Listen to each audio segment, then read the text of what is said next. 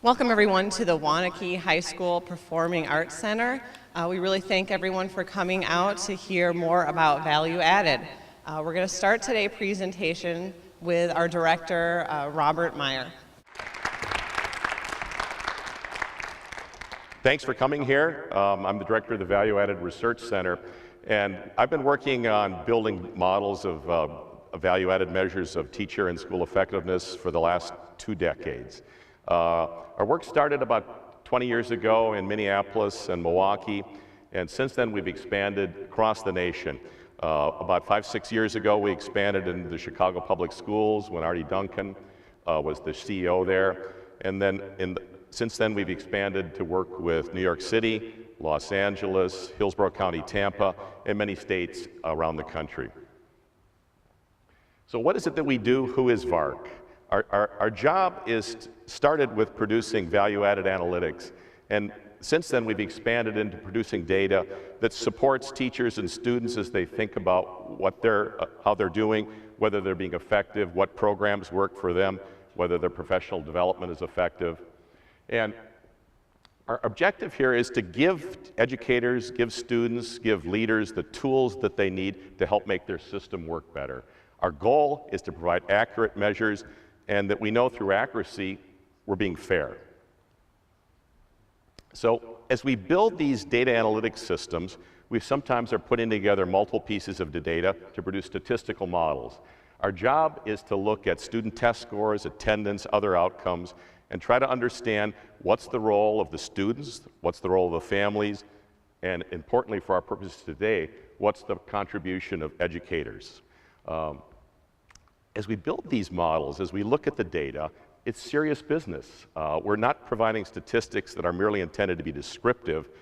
We're providing statistics, analytics that are really supposed to accurately measure teachers' contributions, educators, principals' contributions to what they do. And so we are often asked, how complex does a model need to be? And our rule is 2 parts. Simpler is better, unless it's wrong. We don't want to emphasize simplicity so much that we get it wrong. So the first thing that we do when we're trying to design a model, we're trying to put together data, is we're trying to be clear about the objective. If we're trying to measure how students have done over the course of their lifetime, attainment is the important indicator. Are they proficient? And of course, that's the indicator that NCLB emphasizes. But as we move into this era where we're trying to understand what teachers are doing, we need to be clear about that objective. We know that a teacher can't go back in time and improve, an 8th grade teacher can't go back in time and improve the outcomes for the students in 7th, 6th, 5th, and 4th. What they're responsible for is what they can do over the course of that school year. So we need to be very clear about the objective.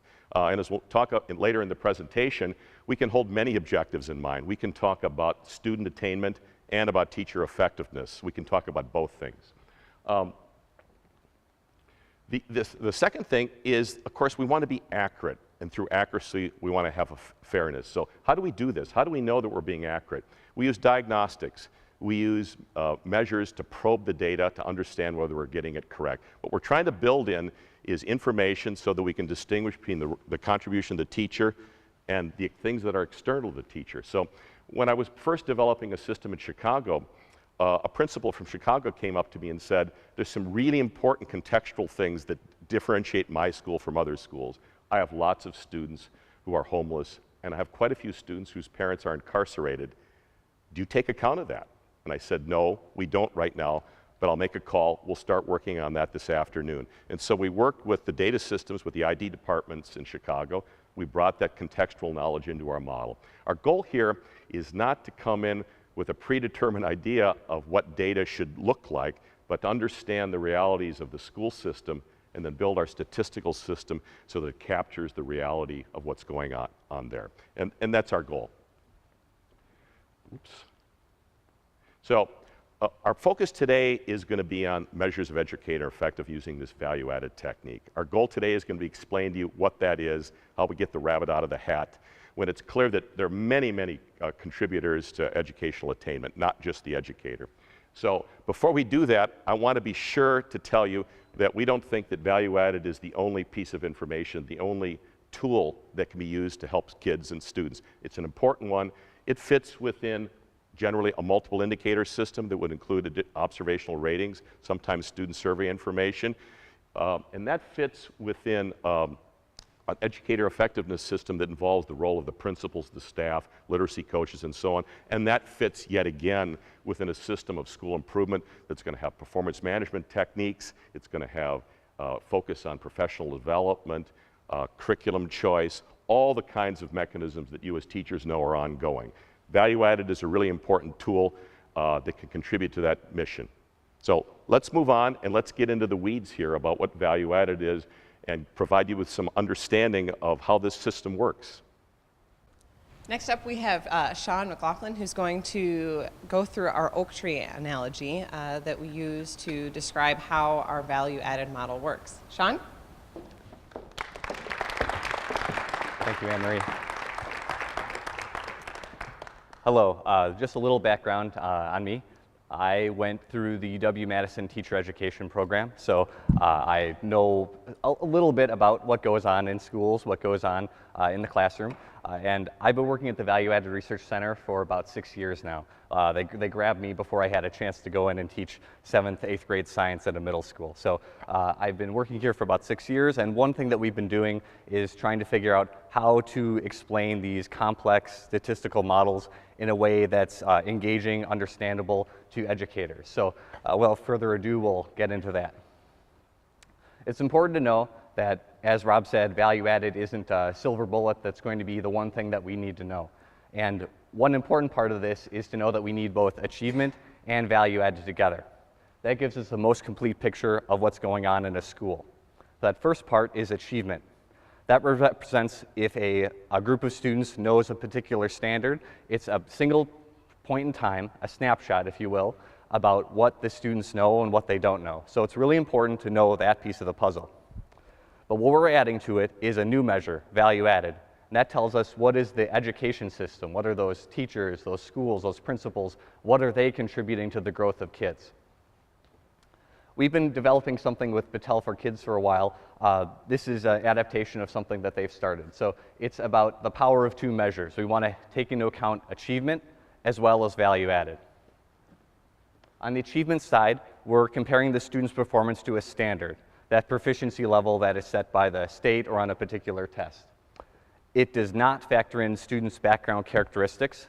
It's really important to have high expectations for all kids. So we want to make sure that that same standard applies for kids no matter what their characteristics are. We want to make sure that they're all achieving. It measures at a single point in time. It's that snapshot. At a particular time when a kid takes a test, we want to know, are they on track? Do they have the specific skills that we want them to have at 4th grade or 5th grade or 6th grade to make sure that their post-secondary opportunities are on track? By the time they graduate high school, we want kids to be college and career ready. What we're adding with value added is a measure of educators. So on the achievement side, that's a measure of the kids' knowledge. On the value added side, we're seeing what are the educators contributing to the growth. So how do we do that? We want to track students' longitudinal growth. So let's say there's a kid named Jimmy. We're going to track Jimmy over time to see how much Jimmy is growing from one test to the next. We factor in students' background characteristics. And why do we do that? We know that educators serve very different student populations, and it's outside of their control. If we want to have a fair and accurate measure for our teachers, we want to know what are the characteristics of students in their classrooms so we can be fair, knowing that students bring different resources with them. So just for example, let's think about free reduced lunch status. We're not saying that free reduced lunch status causes higher or lower growth or achievement with kids, but it's a proxy for getting at factors that we do think might matter. And some things that we've heard from educators in the past when I've asked is fewer books in the home, perhaps, or maybe mom and dad work 2 jobs and they're not there, or maybe there's less computers in the home or technology or those sort of factors. Those are the things that we think could have an impact on growth, and we'll get more into how we factor that in a value-added metric. All that is so that we can have a measurement of what are the educators contributing to the growth of kids. So our goal is that fair measure, that accurate measure that isolates what is it that teachers and, in general, educators are doing. It's also important to know that we are measuring the growth of all the kids at a school. Under some proficiency models, there's been a focus on bubble kids. those kids that are right near the proficiency cut point, or if we got just a few kids over that line, we'd get a lot more credit for it. With value added, what we're trying to do is measure the growth of the kids, no matter if they're far behind or far ahead. If you take a kid that's 2 grade levels behind and you get them to 1 grade level behind, you're going to get credit for that with a value added model. It's not about jumping over that proficiency bar. And in it's the same way, if you have a kid that's ahead, they're an advanced kid on a test, and you move them further up into advanced, you're going to get credit for that with a value added model. So I've talked a lot about value added so far. All right, we have our oak tree analogy. This is an analogy that lets us take out of the education context the concept of what we're trying to figure out with a value added model. So in this case, we're trying to evaluate the performance of 2 gardeners. Each gardener was assigned an oak tree, and they've had 1 year to maximize the height of the trees. Each one used different strategies, and we want to find out which gardener was most effective at growing those trees.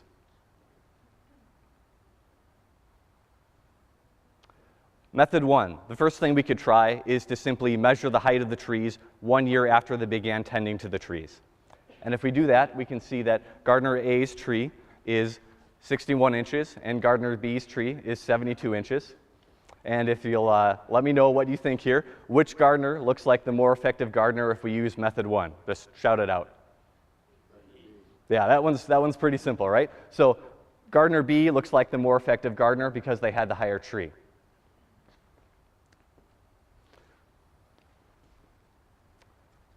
I'd like you to take a minute to turn to your neighbor and think about these 2 questions. The first one is, how is this similar to how schools have been evaluated in the past?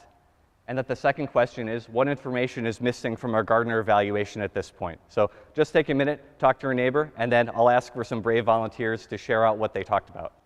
Who addressed the first one? So who wants to talk about how this seems similar to how schools have been evaluated? In the past, it's always been about, what percent of your kids are at proficient or advanced, kind of like the height of the oak trees, and there's really not a lot of consideration to, the background or characteristics of the students in a school or in a district. Right. So under No Child Left Behind and similar situations as that, it's been about the teachers or educators that get the high achieving students at the end of the year. Those are the ones that get the better evaluation. But thinking more a little bit about the analogy, what's missing here with our gardener analogy? What are the missing pieces that we're not taking into account yet? 2 things really. Where did they start from? Was one 2 inches tall and one 5 inches tall? So where did they start? And then what were the environmental factors that neither gardener could control that contributed to the height of the tree in the end? Have you seen this presentation before? So yeah, exactly. So the starting height of those trees and then environmental factors that have to do with this. Any other comments?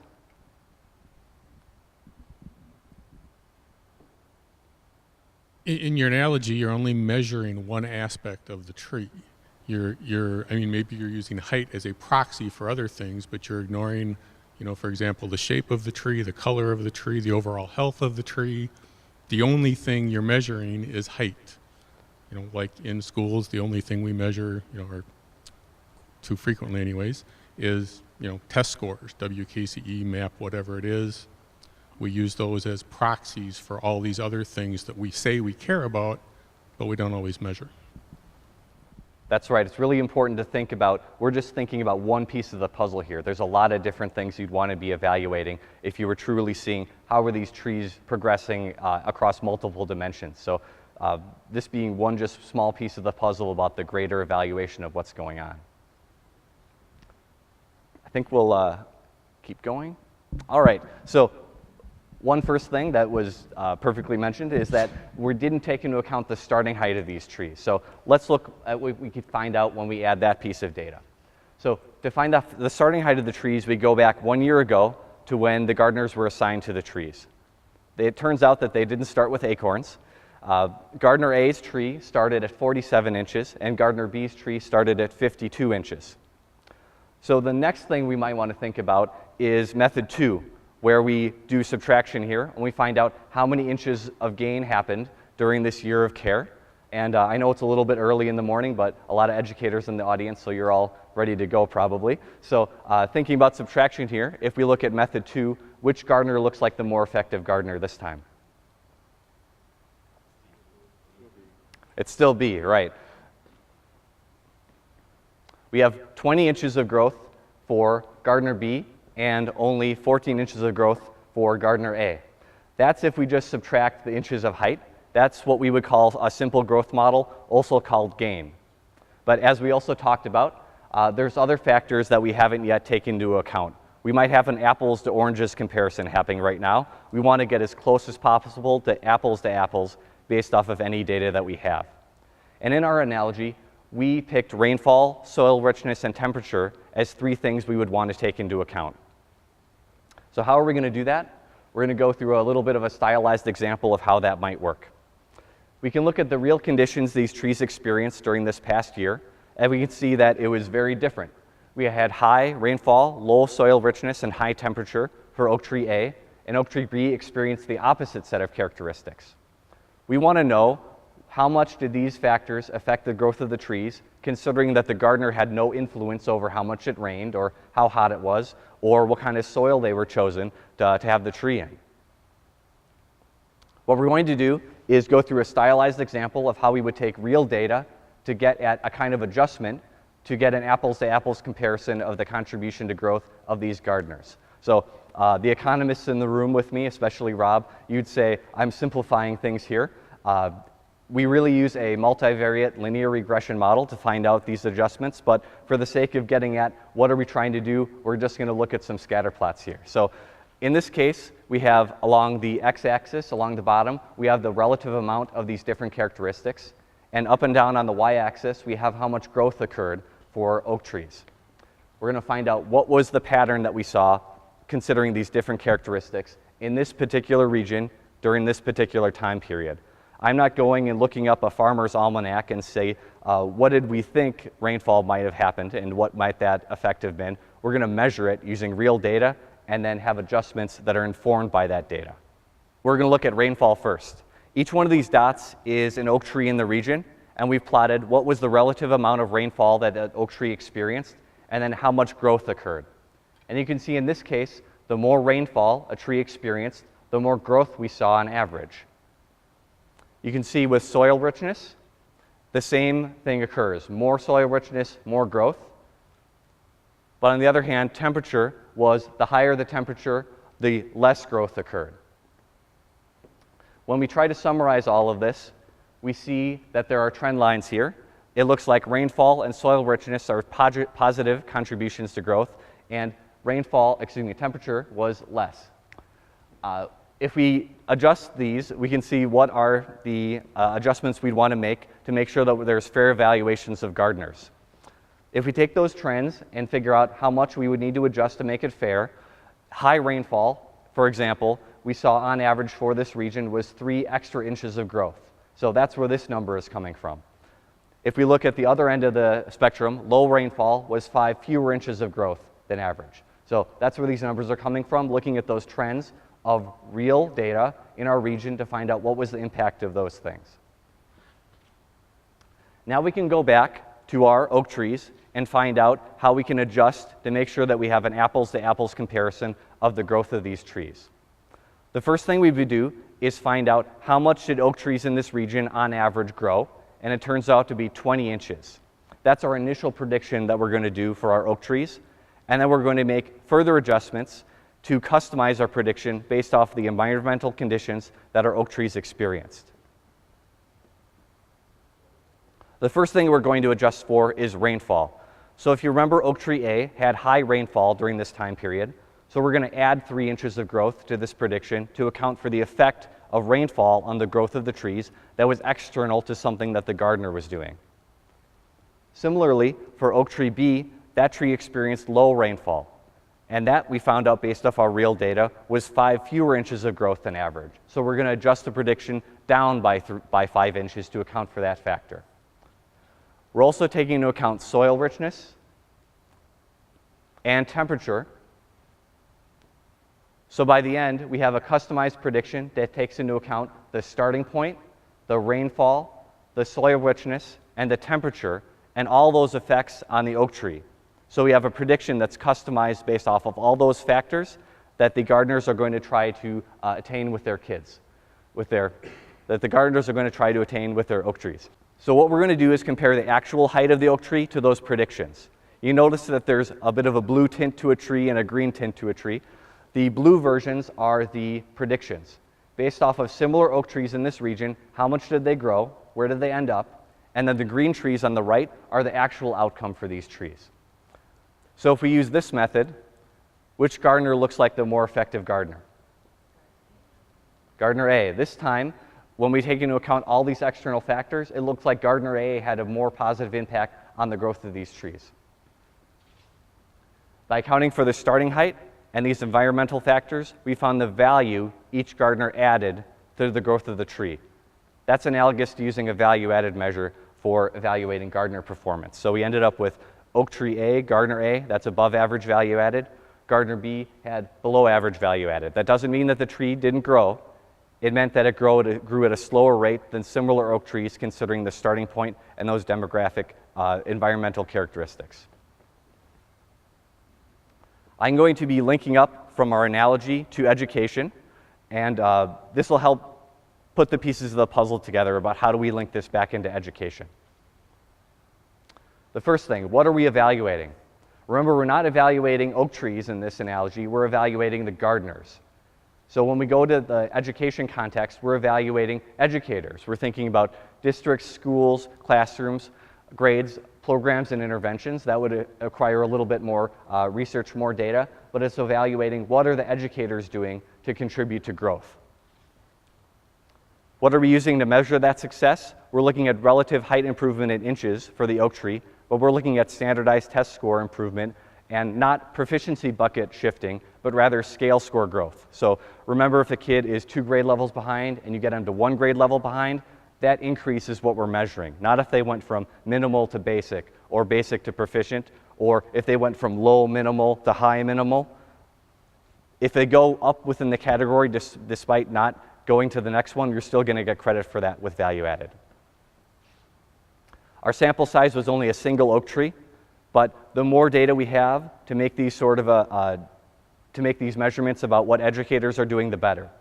We're looking at whole groups of kids here. We're looking at classrooms, grades, schools. It's really important to know that it's not just a single student that we're making these determinations based off of, whole groups of kids. What are we adjusting for? In the analogy, we looked at rainfall, soil richness, and temperature in addition to the main thing, which was the starting point.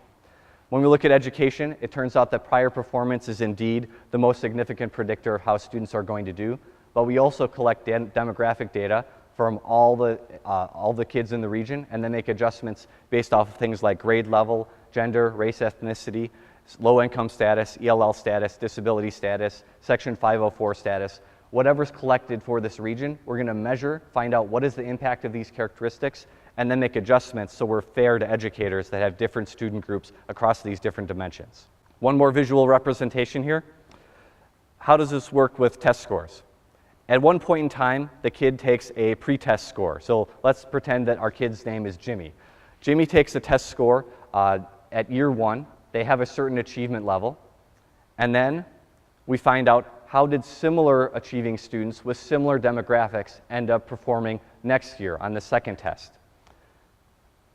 Then we compare the actual outcome, how did Jimmy actually score on that test, and the difference here is value added. So in this case, Jimmy scored higher than we would predict based off of the performance of similar students in the region, and that's going to be a positive influence toward the educator's value added metric. So kids can beat prediction or not meet prediction, and we're going to aggregate that up and find out on average for educators, are they having a better than predicted or lower than predicted outcome for their kids. Specifically in Wisconsin, just to bring it up to the WKCE with November testing, let's think about the value added that happens when we have testing at the beginning of the year in fall. In the 4th grade, the kid's starting point would be November of the 4th grade test, and then we wait a year and measure the kid again in 5th grade test. And that time period mostly attributes to the 4th grade team. So this is how we measure the growth during the 4th grade year. It's the 4th grade test is the starting knowledge, and the 5th grade test is that ending knowledge. So why don't we have 8th grade value added in Wisconsin on the WKCE? There's no 9th grade test, so we're not able to measure how much would the kid grow during the 8th grade school year. And that's the oak tree analogy. So the next thing that I'd like to talk about is what does it look like when we have these reports? How are we going to turn these sort of evaluations, this sort of value-added metric into something that you can understand and can use responsibly? What we've done is we've taken these value-added estimates and put it on a scale that goes from 1 to 5. 95% of the estimates fall between 1 and 5 on that scale, and 3 is right in the middle. So what does 3 represent? 3 is average growth. So it's a middle of our scale, and that's how much we would predict students would grow based off of their starting point and those similar characteristics. So 3 is really average. It's about what did we collect from data in our region, find out how much did kids grow during that year, and that's 3 on that scale. It's that the predictions are based off of actual performance of students in your state, in this case, the state of Wisconsin. Sometimes we do district-level value-added models, and those would be in reference to how much did kids grow in that particular district. On the ends of the scale, we have on the lower side our red and yellow results are results that are less than 3. Those are cases where student growth was less than we predicted. It does not mean that the students lost knowledge.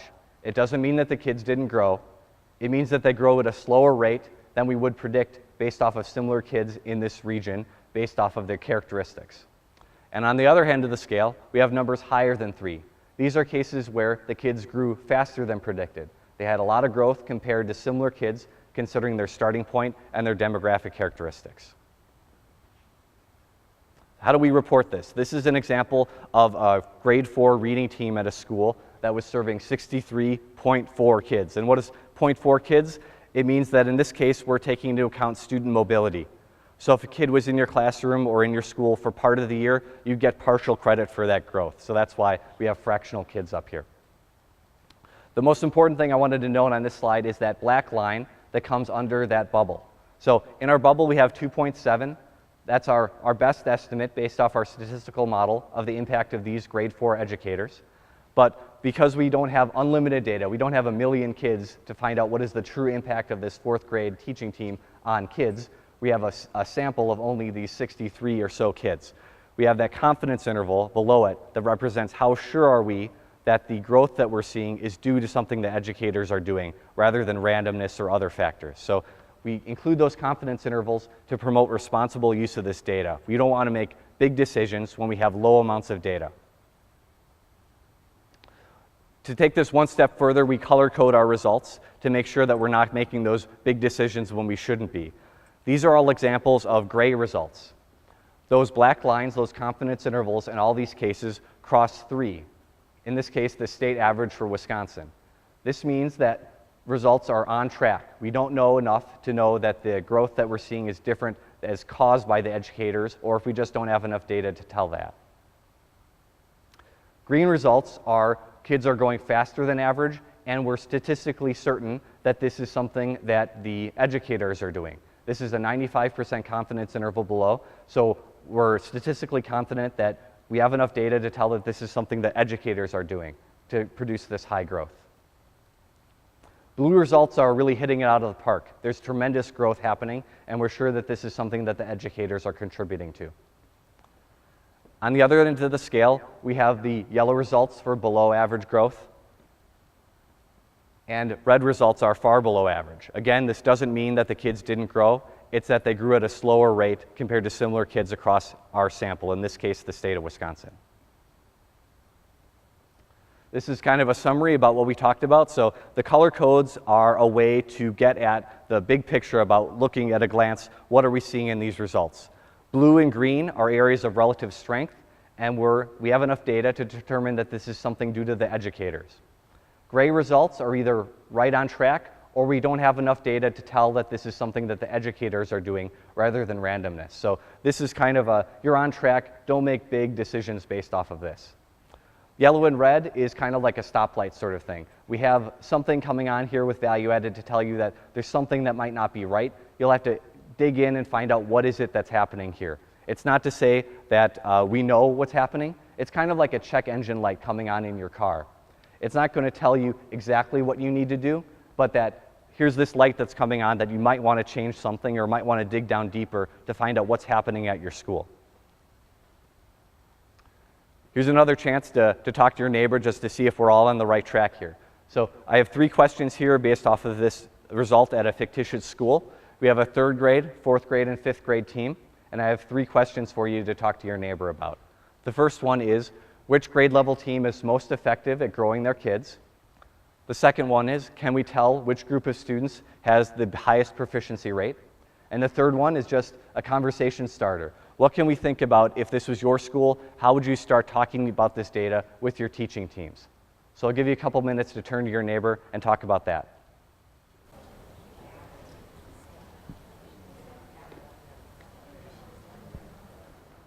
All right, how about a couple more seconds to wrap that up, and then we'll think about if I threw too much at you too fast or if we're on the right track here. So that first one, it's about figuring out which team is most effective at growing their kids. So this one, how about we just shout out which one it is. So which one looks like, according to the eggheads who calculate value added, which one looks like the most effective teaching team? Grade 4. So it looks like we had enough data here to determine that the kids that were in the 4th grade here were growing a lot faster than similar kids across the state, considering their starting point and those demographic characteristics. So we're attributing that high growth to the effect of these educators at this 4th grade teaching team. How about this next one? Can we tell which, go ahead. But didn't you say it was the year previous that was the team? If you're basing this on WKCE, then you're really saying the grade 3 team did a great job because the grade 4 students tested better. That's an excellent point. So that's our shift between thinking about achievement measures and growth measures. So what we've done here is, what are we trying to measure here with the 4th grade line? And I'm glad you asked this because this is really important, is that for the 4th grade team here, this green result means that from the testing at the 4th grade to the testing at the 5th grade of these kids longitudinally, they made a lot of growth. So from November 4th grade to November 5th grade, these kids grew a lot faster than their observationally similar peers. So I know in Wisconsin, since we have November testing, we're used to having to subtract 1 from all these measures because of the fall testing. Because if we were looking at an achievement measure, indeed, if this is a 4th grade achievement measure and we saw that the achievement level of the kids were high at the beginning of 4th grade, we would say that means the 3rd grade teaching team had a lot of high achieving kids at the end of the year. But with value added, what we're doing is we're measuring and isolating what did the grade level team do. And for 4th grade here, we measure from 4th grade to 5th grade. So the 3rd grade test doesn't take into account what we're looking at here. It's from the November 4th grade to November 5th grade. Let's think about achievement because that ties into this as well. So when we look at the achievement level of the kids, can we tell that looking at this graphic of this value added outcome? Which group of kids is the most high achieving? I see some shaking heads here. This has nothing to do with how high the kids scored on the test at a point in time. This is about growth between 2 tests. So it could be the case that all of these kids and all these grade level teams are all below proficiency. Or it could be that this is the highest achieving school in the state. These could be low or high. It's about growth, not how many kids were above that proficiency bar at any point in time. That's why we need the power of 2.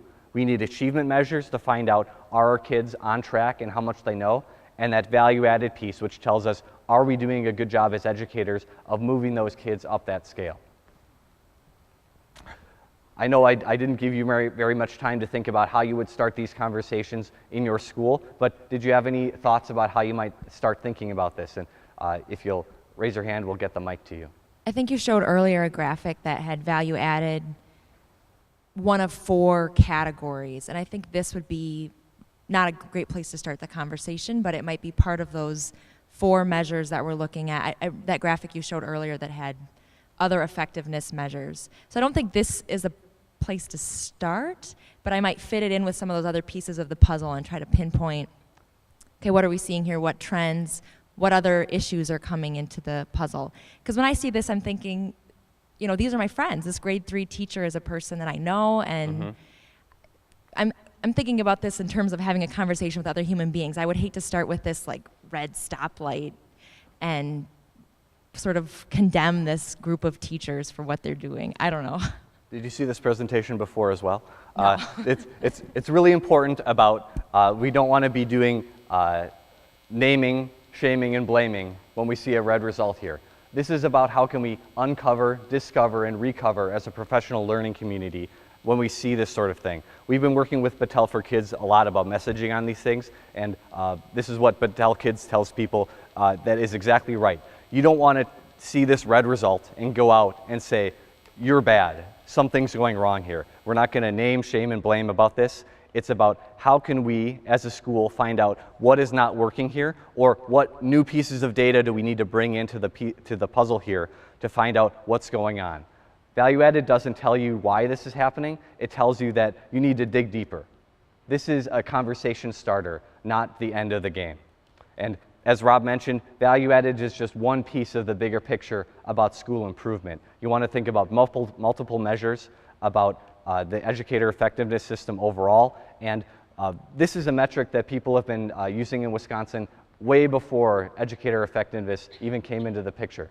This is about a way to give educators a fair and accurate tool to find out, are they having those positive impacts on the growth of kids? And if not, how can we make sure that we do have that positive impact? How can we get more data, start conversations within the school or even outside of the school about how can we find out what strategies are working for our kids? In this case, it might be the case that we think that the 3rd grade team and the 4th grade team are doing different things, and maybe there's something going on at 4th grade that we'd want to replicate at 3rd grade, but we wouldn't be able to tell that just from this report itself. We need to think about, what do I know about my school? What's going on? It could be that there's a lot of mobility of teachers in this 3rd grade team. Maybe this is a different group of teachers than we've had in the past. Maybe we just switch curriculum and they're not used to all the nuances of that new way of teaching. It's not that the teaching is bad, it's that this is the first step in fighting to uncover what's really going on. Any other comments about how to talk to this about teachers or educators, thinking ahead about how this might come out? Let's move on to one more representation here. Remember the power of 2.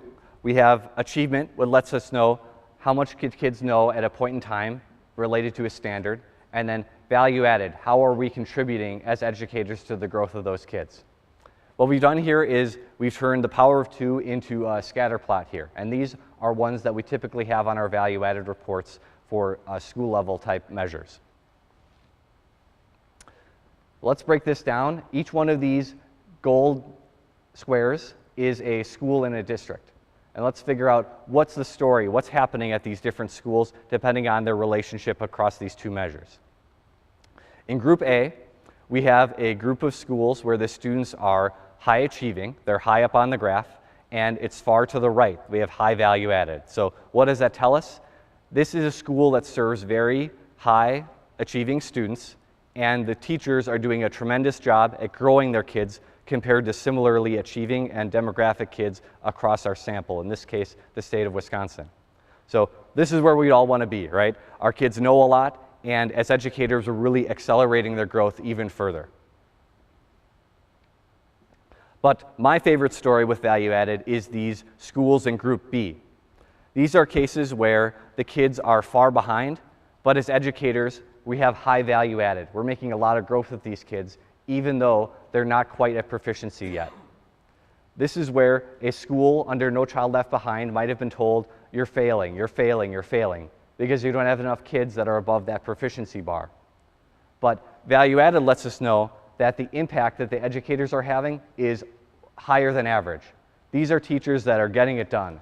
Whatever strategies they're using, even if their kids aren't proficient at the end of the year, they're growing a lot. They're doing something that's right. We don't want to change what they're doing. What they're doing is growing the kids a lot faster than similar kids across our sample. This is the hardest story to tell. This is a case where the achievement level at a school is high. We have a lot of kids that score high on the test, but we come in and deliver some slightly bad news that it may not be something that's happening because of what the educators are doing. These would be kids that are scoring high on the test. Perhaps it's an affluent neighborhood and the kids have a lot of resources at home, and the kids really score high on the test, but we could be doing more as educators to grow these kids. And this is where people might say, my kids are already advanced. There's no way I could move them up any higher on the test. There's no room for them to grow.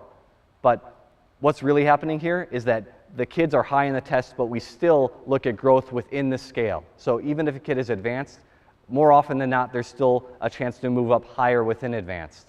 And where's the proof of concept? Look over at the group of schools across from them in the circle that was A. It's those schools with those similarly high achieving kids, but we're making a lot more growth with them. Those are the schools that have those same advanced kids, but whatever strategies they're using is a lot more growth with their kids. Group D, this is where we really want to make sure that we're going to figure out what's going on here. These are schools where the kids are far behind on the test, they're not proficient, and we're not making a whole lot of growth with them compared to other kids like them across the reference group, across the state. So this is a chance to figure out how to uncover, discover, and recover with our kids. Something's happening here, and we know that we could make more growth because there's schools across on the other half of the scatter plot that have the same sort of achievement levels, but they're making a lot more growth.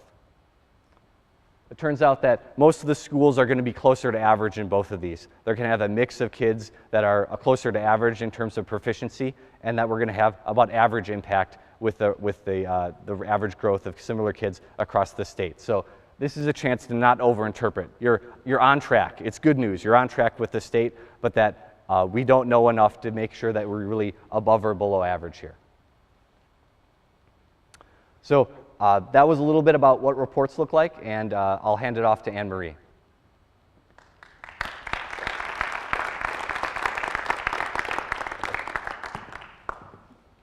Next, we'll take a look at how value-added fits inside of an educator effectiveness system. And we will have our policy expert, Brenly Carl. Bren?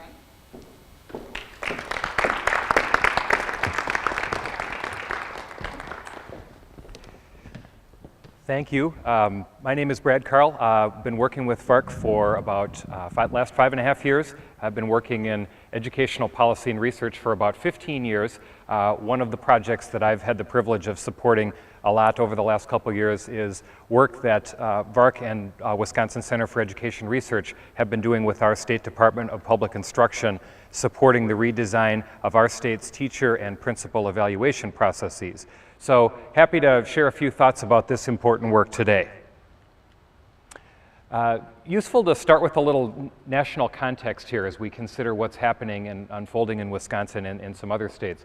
As of this point in time, early in 2013, what we see here on this map is that a number of states, currently about 35, have approved what we call ESEA waivers, which means that ESEA stands for the Elementary and Secondary Education Act. The most recent iteration of that was commonly known as No Child Left Behind. And so what we see developing across the national landscape is that the federal government has signaled its intent to support teacher and principal redesign, and the signal for the importance of those initiatives in school improvement through two major federal initiatives. One would be the ESEA waivers.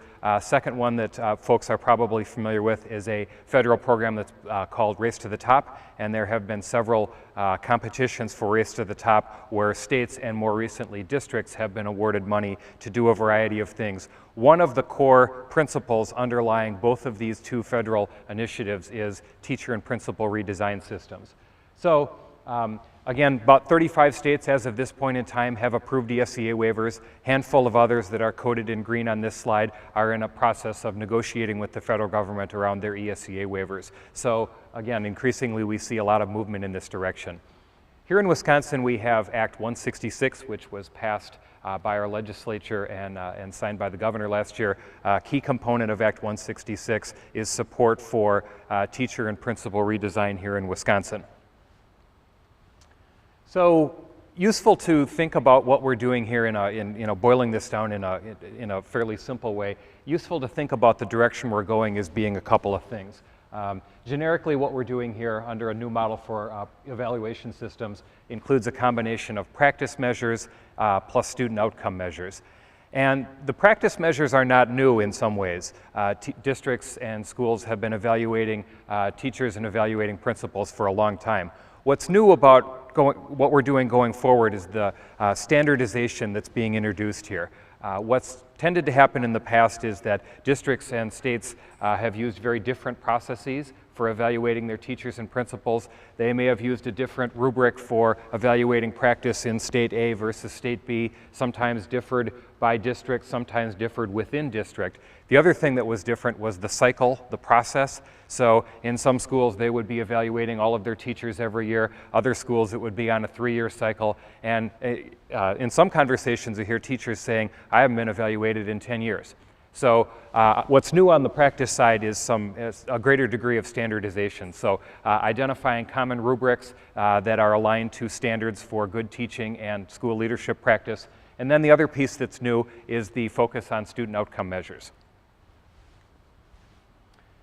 So as we look around the country, take a scan of the national landscape, we see states doing different things in terms of what are sometimes called the weighting, or if you like pie charts, what the pie charts look like.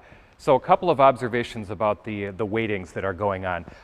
In the middle of this particular slide, you'll see that generic 50-50 model. And so observation A would go something like this, that as states are experimenting with different ways and different weightings for the subcomponents of the system, it's not like there's a magic answer as to this point as to what the optimal weighting of these different pieces are.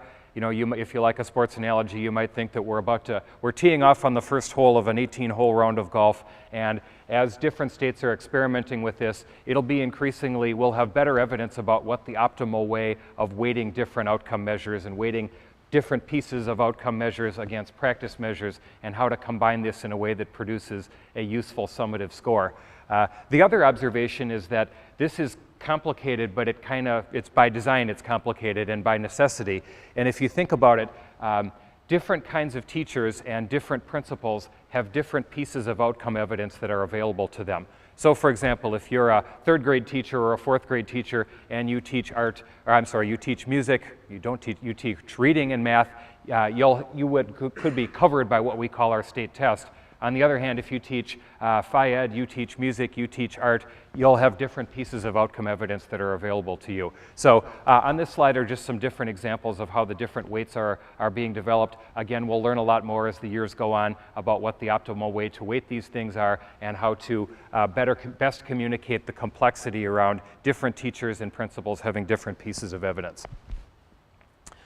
So as we think about this in a little more detail, we think about how ValueAdded can play one role in emerging teacher and principal evaluation systems. And a couple of observations here. One would be that ValueAdded, like other growth measures, can be applied at 2 different levels for use in educator evaluation systems.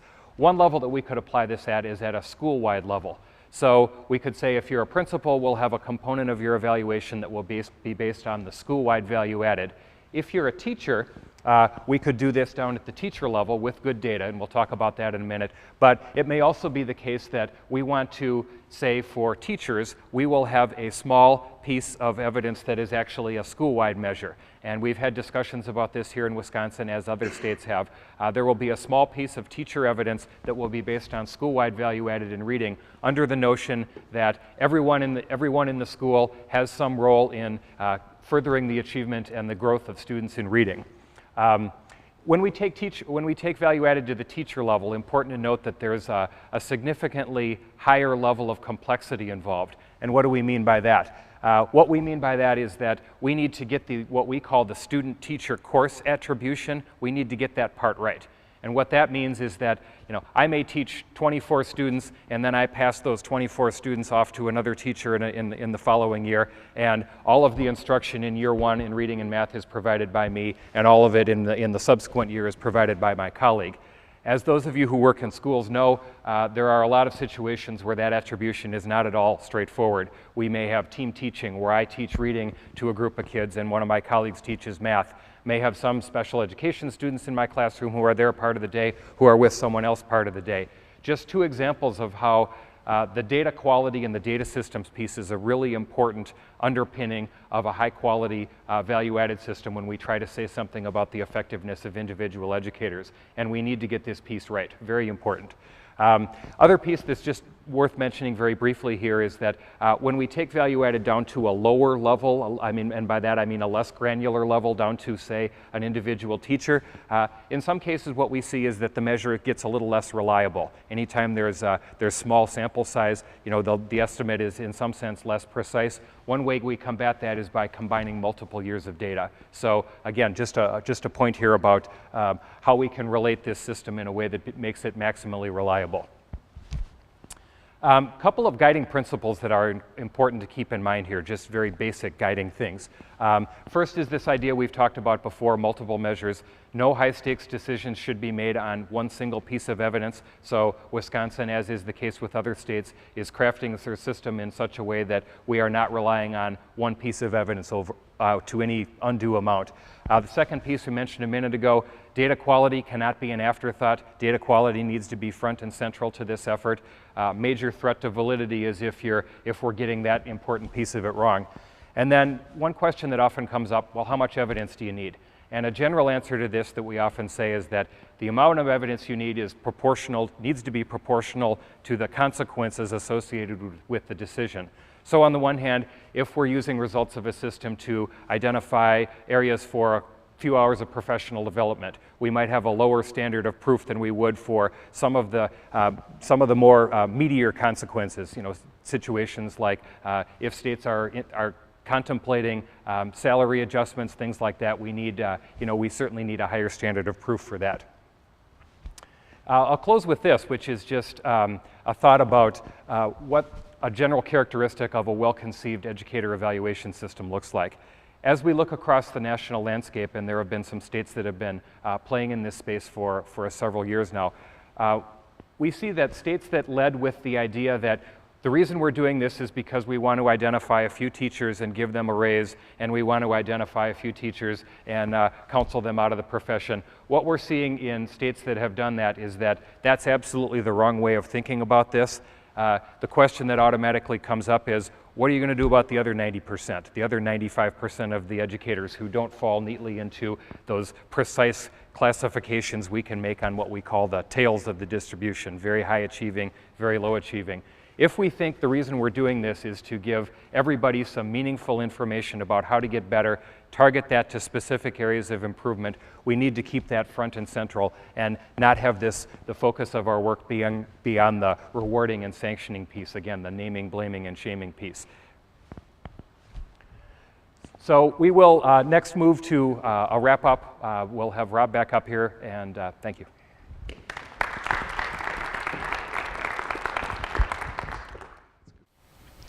Before we wrap up and bring Rob back on the stage, I just again wanted to thank Tim Schell with the Waunakee High School for helping us put all of this together and having us out here to visit with all of you today.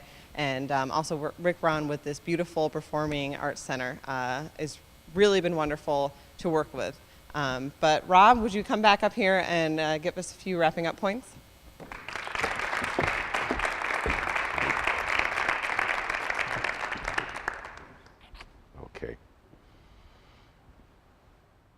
Okay, I want to close with 3 points. No Child Left Behind did an amazing thing to put on center stage the idea that we have high expectations for all children. The focus was largely on student expectations, but the data was then rolled up and presented at the school level.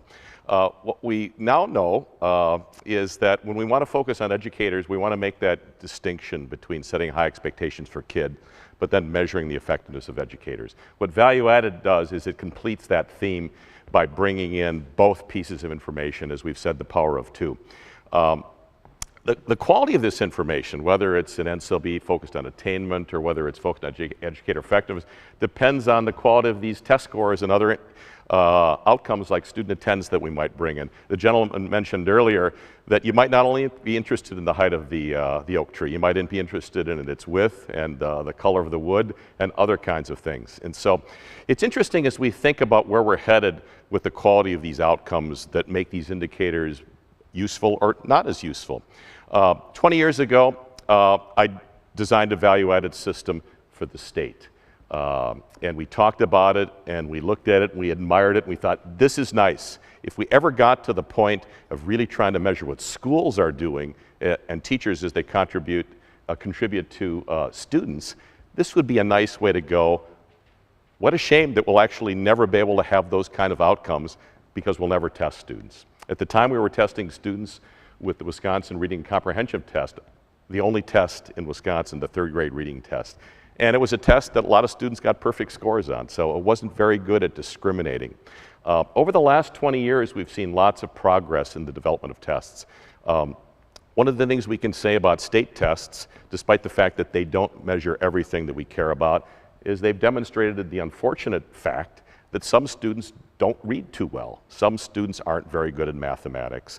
And that data, I think, has energized us to try to switch from a focus just on how well are we teaching to this outcome focus, are students learning? And it's those two things together that a multiple measures system really puts together by having a focus on student outcomes and observations of whether teachers and educators are doing a good job of trying to get this content across. So I'm optimistic that we can move beyond just being able to identify sort of the basic success and failings of our educational system with the better tests that are coming. Many of you in this audience, I know, but throughout this state and the Midwest and the nation, have opted to bring in additional assessments that you think bring rich information, the interim assessments, for instance, of the NWA map. I think it's very promising that this state, as a part of the one of the national test consortia, Wisconsin Smarter Balanced, as well as other states with VARC, the two major test consortia, are working on developing this next generation of assessments that's going to build on what we've learned from interim assessments, what we've learned over the last 20 years as we've used test data, as we've switched from just trying to understand how high is the tree to whether we're generating growth. And that's actually a much more demanding use of data. And I think we're now starting to build assessments that would maybe do justice to that enterprise. But we need to remember that. In the same sense that value added is a part of a complete system of teaching students, we need to have other things. We need to have the student and teacher links. Well, we need to have the assessments, the attendance data, whatever we would be looking at. Next slide. So, a question that often comes up, it fits within this, how complex should a model be? Should we control for student demographics? And the issue that comes up there is when we acknowledge that some students may have lower growth than others, are we setting lower expectations for kids? Now, why do we put demographic variables? Why do we put information like ELL and special education, poverty, et cetera, in the model? Number one, we'd like to know. We'd like to acknowledge, we'd like to be able to detect whether in a given district, in a given state, students who have achievement gaps are having those achievement gaps widen. Many of the districts that we work with, the first thing they look at is to take the temperature of their district, of their schools. Are they contributing to a decrease of achievement gaps or a widening? That's why it's very important to, in some sense, move beyond NCLB and bring in the context that's out there. The second thing, of course, is that by bringing in this information, we produce accurate measures of what teachers are doing. If it turns out that there's two teachers, one teacher is teaching a group of students that's pretty similar to the other, except that they're poorer and there's less resources being brought to the family to bear, the data can tell us, if it's a fact, that achievement growth is going to be less for that group of students that's poorer. And if that's the case, we want to be sure that we don't confuse measurement of teacher effectiveness with the fact that they would be serving students that are poorer. We do not want to create a context where teachers that are energetic enough and bold enough to want to work in turnaround schools, that want to work with students who need much help, we don't want to penalize them by having an indicator that says that they're doing a lower performance. Sean talked about the part of our Power of Two graph, where it's the teachers that are teaching students who are 1, 2, 3 years behind grade level that generate tremendous growth, but that isn't acknowledged. That's a very, very bad thing to do. It's inaccurate, and as you can see, it's unfair. This issue of expectations is very important.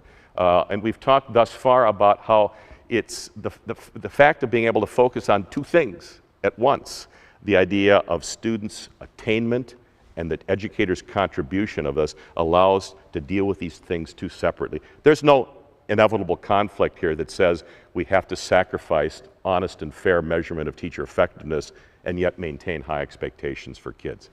Next slide. Third thing, as you set about this next decade of implementing what state and federal mandates are requiring you to do, we're bringing educator effectiveness systems to bear now. We're focusing from just student accountability to educator accountability, and you need to be involved in this process. We like to think that the process should start with a clear objective. Let's measure attainment, let's measure educator effectiveness, and then go on to this very crucial next step of co-build. Let's involve the teachers and the principals and the public in this. Let's not do accountability to people. Let's engage in accountability and reform exercises with people. That means we need to be thinking about using statistical methods that aren't a black box. We need to explain what's going on. We need to invite people to think about what is the context in which they teach. And if we're trying to be fair in measuring teacher effectiveness, where we distinguish between what the teacher does and the differences in the children being served, let's speak up, let's talk about it. Let's do what that principal in Chicago did to me to suggest that issues of homelessness are very important, that that's a contextual factor, and they'd like to know. That principal would like to know, how am I doing? Are there schools near me? Are there schools far away that are taking homeless kids and generating tremendous growth? Tell me about that frontier of production of high performance that can inspire me. We take our estimates, our output, and we need to focus not only on sort of good models, good professional development, we need good reports, and most importantly, we need to connect what we do with data to policies that make sense. We can't just think of data as an omnibus piece of information that's self-executable.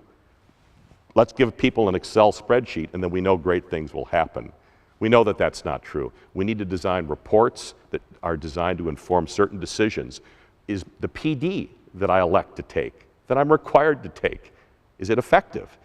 If you're going to put pressure on me, and I want that pressure to be a better teacher, help me understand whether you're giving me all the tools that you need to make me a better teacher. Are the curriculum, are the textbooks that I'm choosing? Is my literacy coach, is my principal coach, is my mentor, is my induction, is my residency, is all of that working?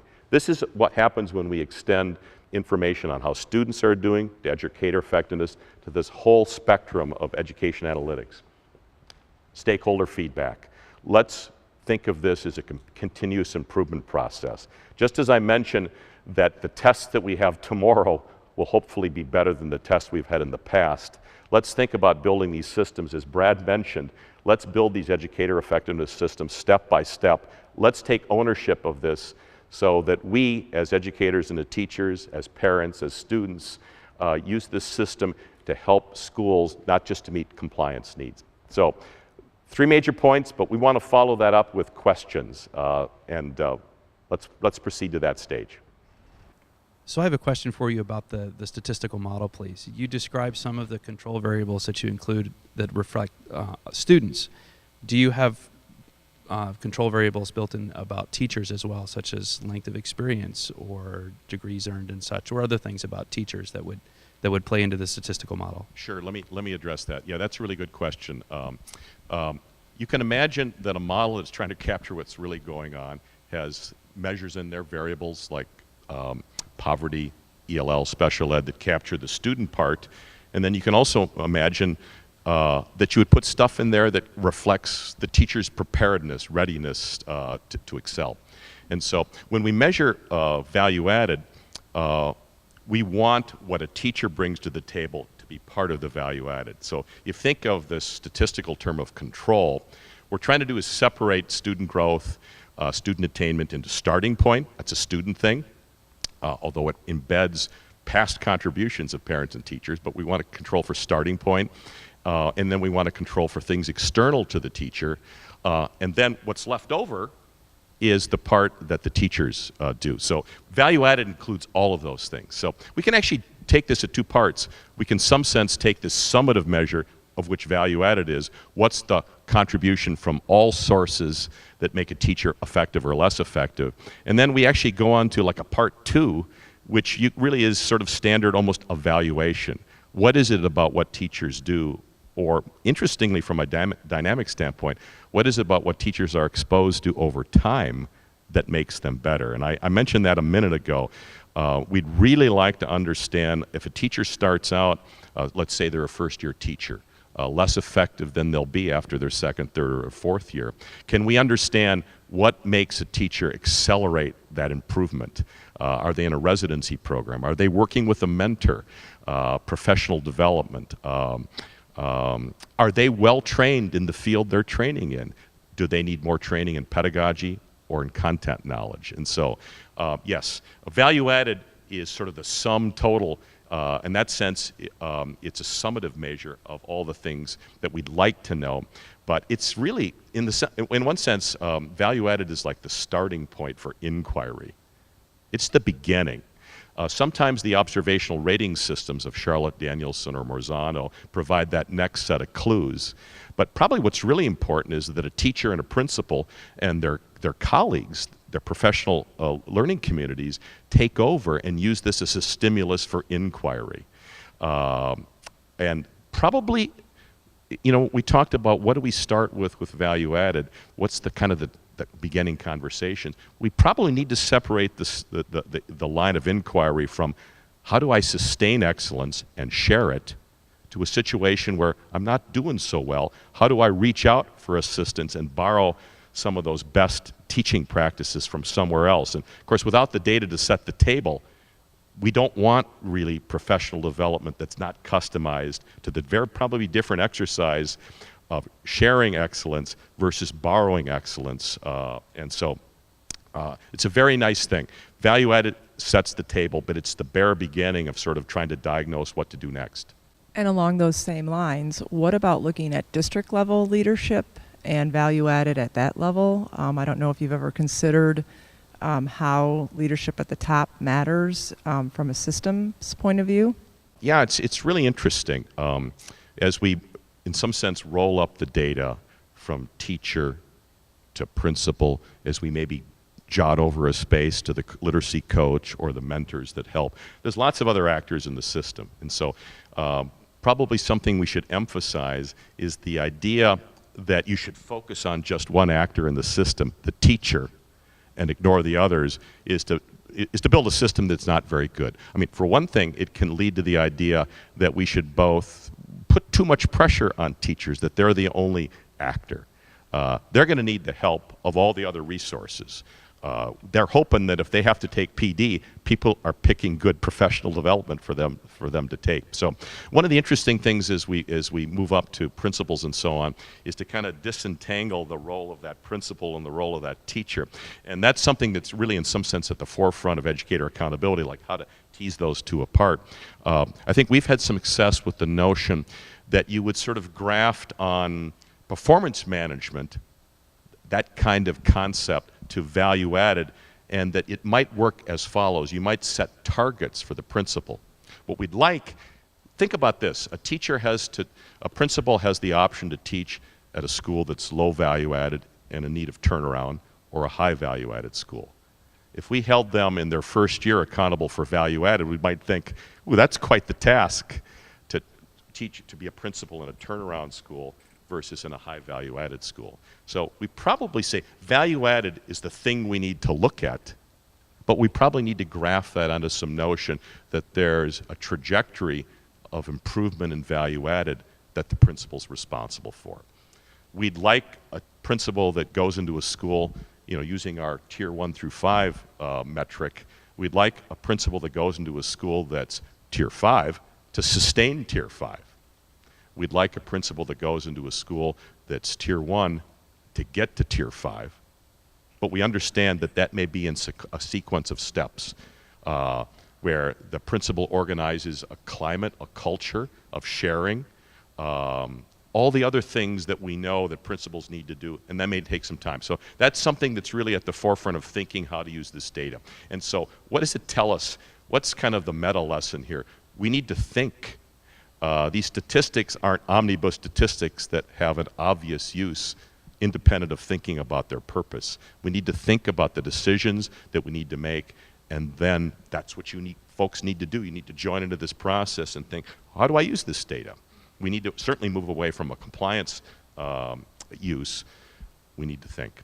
And that's an example where we need to do. On the observational rating side, I think we're pretty well developed in terms of having observational ratings for teachers. There's probably substantial work needs to be done at extending that to principals. And I know in Wisconsin, that's a focus certainly for us here in other states as well. Brad? I heard your question asking about district level leadership, and great question. It's absolutely the right question to be asking around as we think about the different layers at which we can say something about effectiveness. So we say something about at the teacher level, we say something at the building level, and it's absolutely the right question to be asking. I would say that's in terms of thinking about a state's capacity to develop and roll out and implement and evaluate all of these things, as of now, that's a piece that's coming soon. But not because it's not important, because it's absolutely the right question to ask when we say, to what extent do we think these three things are aligned and related to each other? And the answer is they're intricately, absolutely very related. So it's a great question. Sean, you had touched on the question of value added in regards to dosage when you talk about team teaching. I'm wondering if you are exploring dosage when it comes to teacher prep, as far as student teaching and the EdTPA, the teacher performance assessment that all graduates will need to have taken after August 31st, 2015. Have you taken that into consideration as we're looking at educator effectiveness? So the dosage that I was talking about was pretty much contained to classroom teachers of record that had already gone through the whole program, and they were split students between pull-out, push-in programs or mobility within the school or within the district.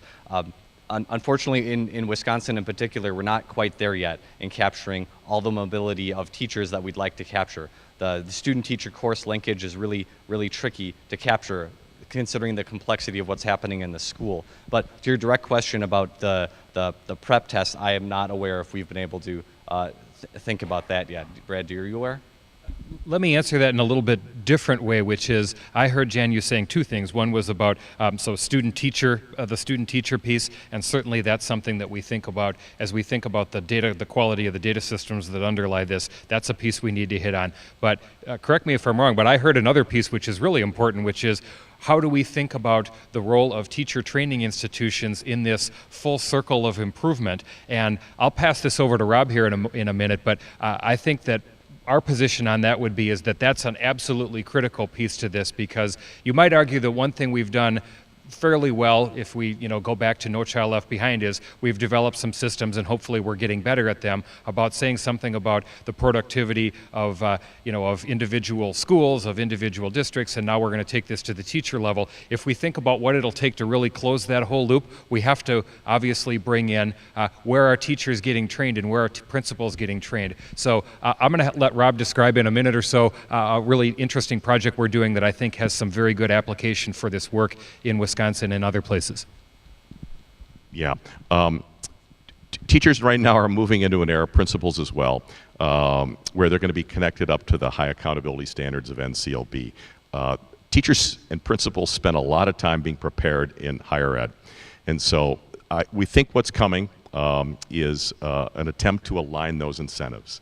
As you're being trained, as you're actually providing professional development, either in service or pre-service, alignment of those standards is very, very important. And you might think, well, duh, why don't we have that already? And I think we're starting to get there. We have a project funded by the Archibald Bush Foundation in Minnesota, North Dakota, South Dakota, where the educator prep programs have signed on to align with their district partners and produce teacher education that will help them succeed.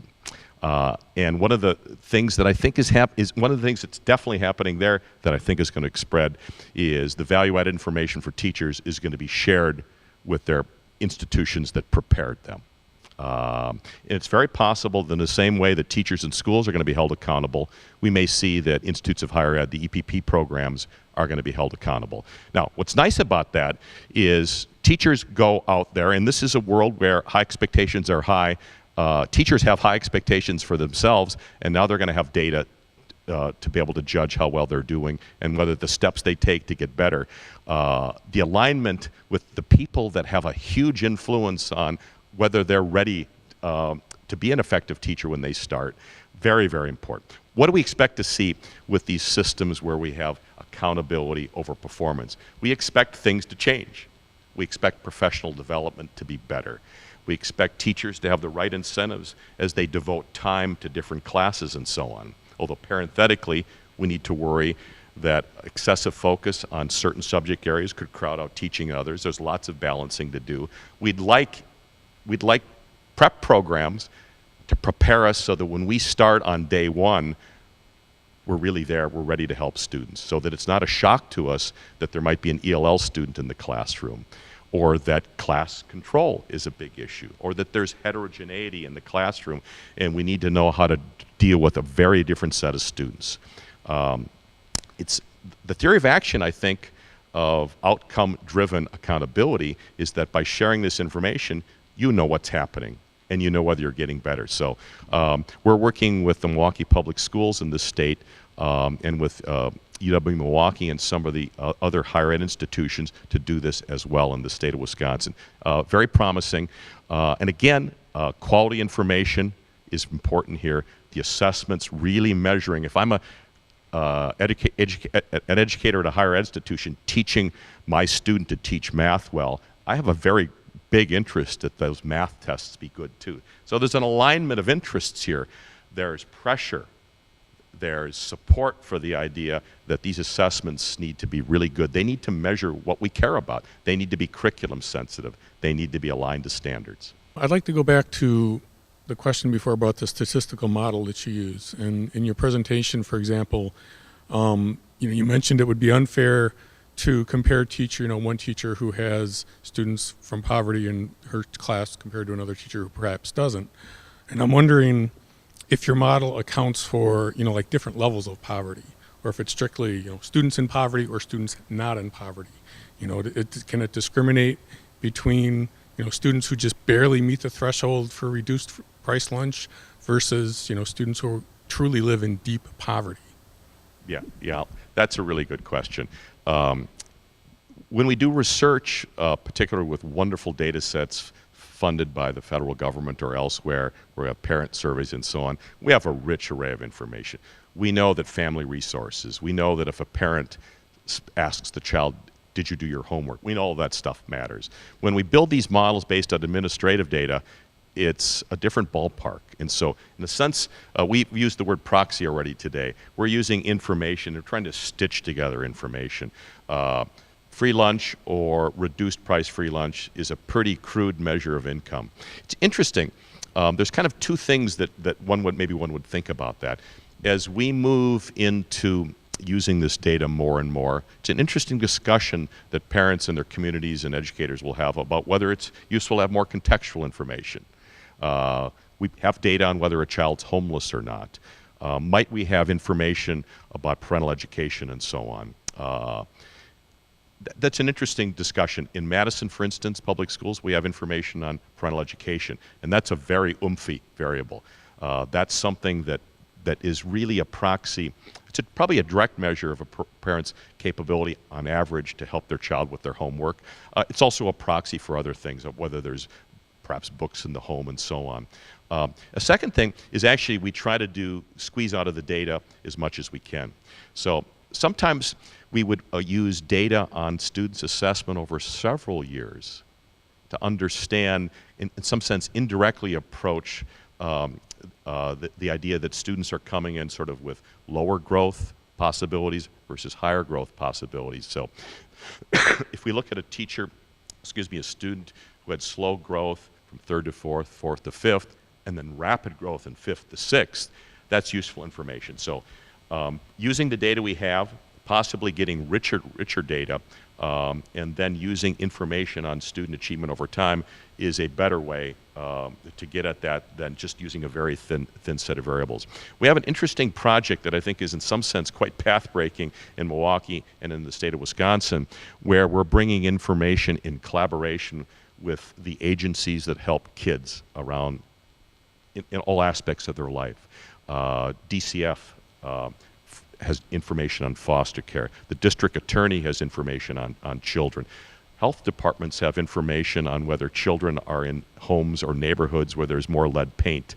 And so the project that we have based out of Milwaukee, cooperative with DPI, DCF, district attorney, health department, is called the Ideas Project. So that's another attempt. And what's nice about that is if you asked for where would I like the most additional information, it's probably on your kids that are most at risk. And so there is some data there. And we've already found, for instance, that when we look at that data, we see that foster kids have different attendance rates than other students. And then when there's an episode that requires a placement, we see that after placement, there's an improvement in attendance. So being able to track that data, and of course it starts to get into the things that you as educators know. You're teaching math, you're teaching reading, but in some sense you're also there almost as a social services provider. You're really there trying to think about the whole child and their well-being. And so bringing in some of this data might, we think it's promising. It's a really good question. And so there's a number of fronts that we probably need to work on.